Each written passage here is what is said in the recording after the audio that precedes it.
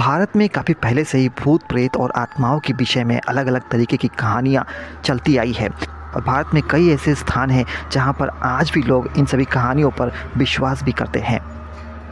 बीते समय में कई ऐसे विचित्र और डरावनी घटनाएं भी हुई है जो इन सब कहानियों को हकीकत साबित करती है।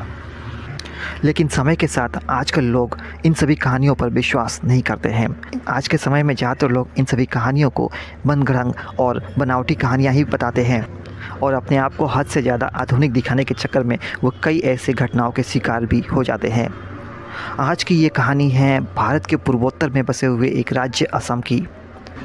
ये कहानी है असम के एक गांव की, जहां पर आज भी काफ़ी पहले से कुछ अद्भुत और मिस्टीरियस क्रिएचर के बारे में कहानियां सुनती और सुनाती जाती रही है और गांव के ज़्यादातर लोग आज के समय में भी इन सभी कहानियों पर विश्वास करते हैं। असम के इस गांव में रहने वाले सभी लोग रात के समय किसी भी पोखरी, तालाब या फिर नदियों के पास नहीं जाते हैं। उनका मानना है कि रात के समय नदियाँ, तालाबों या पोखरियों के पास जाना खतरनाक हो सकता है।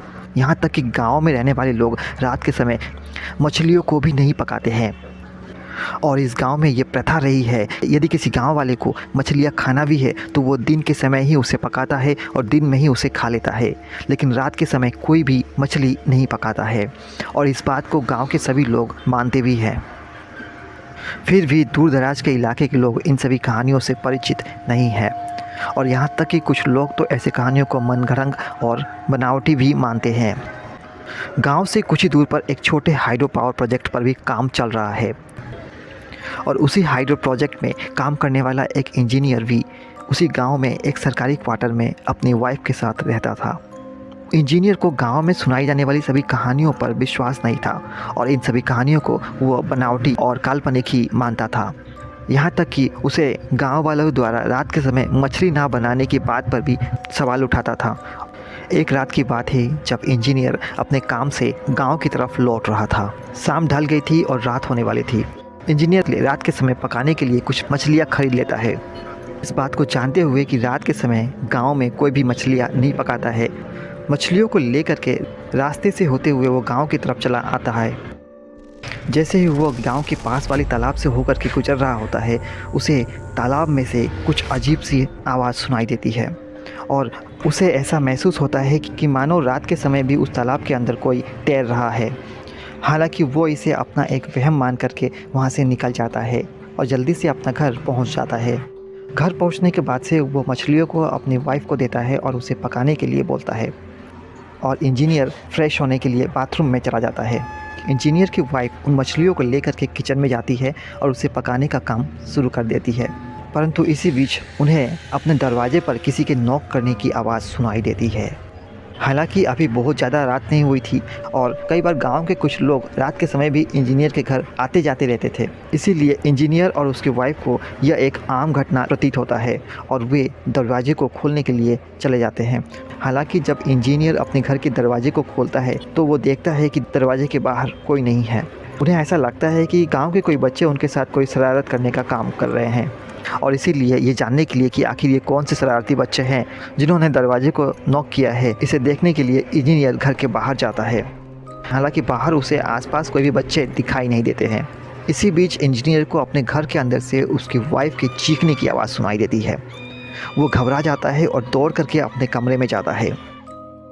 इंजीनियर को दिखाई देता है कि उसकी वाइफ किचन में चिल्ला रही है। जैसे ही वो किचन में जा कर के देखता है, वो हैरान हो जाता है। उसे अपनी आंखों पर विश्वास नहीं होता है।